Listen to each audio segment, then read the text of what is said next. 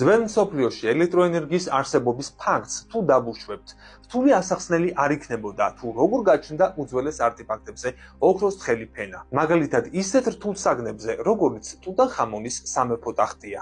დღეს ოქროსა თუ ვერცხლის თხელი ფენის ნივთზე დატანა მხოლოდ ელექტროხელსაწყოს გამოყენებით შეიძლება. ამასთან 2000 წლის წინ ამას ისე ოსტატურად აკეთებდნენ, ფენა იმდენად ერთგვაროვანი იყო, რომ ჩვენს ცივილიზაციას ამ დონისათვის ჯერ არც მიუღწევია. გიზის პლატოზე მე-19 საუკუნეში არქეოლოგებმა სტელა აღმოაჩინეს, რომელზეც წერია, რომ სფინქსი და დიდი პირამიდა მანამდე არსებობდა, ვიდრე ტახტზე ხუფუ, იგივე ფარაონი ხეოფსი აბიდოდა. ხოლო პირამიდის რეალური პატრონი ქალღმერთი ისიდა იყო. რაც შეეხება ხეოფსს, პირამიდებთან კავშირში მისი სახელის არის ნახსენები, მაგრამ არა როგორც მშენებლობის მწარმოებლის, არამედ როგორც სარემონტო სამუშაოების ჩატარების ბრძანების გამცემის. ეს სტელა დღეს კაიროს მუზეუმში ინახება. ერთი პერიოდი მისი ნახვა ყველა შეეძლო, მაგრამ დღეს უკვე საცავშია გადატანილი.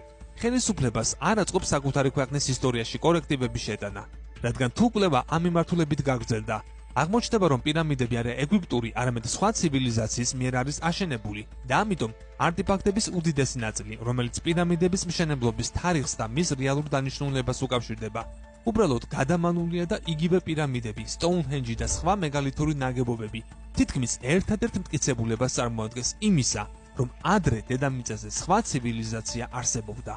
ეს ყველაფერი ჩვენი ცივილიზაციის მიერ რომ იყოს შექმნილი, ცოდნა არ დაიკარგებოდა და ის თაობიდან თაობას გადაეცემოდა. იმას, რომ უძველეს დროში ელექტროენერგია არსებობდა, წერილობითი წყაროებიც მოწმობს. მაგალითად, ცნობილია, რომ ბერძნები, რომლებიც განათლების მისაღებად ეგვიპტეში ჩადიოდნენ, სამშობლოში დაბრუნების შემდეგ ყვებოდნენ, რომ ტაძრების მიწისქვეშა დერეფნები მუდმივად განათებული იყო, თუმცა სინათლის წყარო არსად ჩანდა. კვლევებმა აჩვენა, რომ 1000 წლეულების წინ გიზის დიდი პირამიდა კირქვის ფენით იყო დაფარული და მისი ზედაპირი აბსოლუტურად ბრტყელი იყო, რაც ნაგებობას მზის სხივების არეკვლის საშუალებას აძლევდა, ხოლო მისი თავი ოქროს ფირფიტით იყო დაფარული.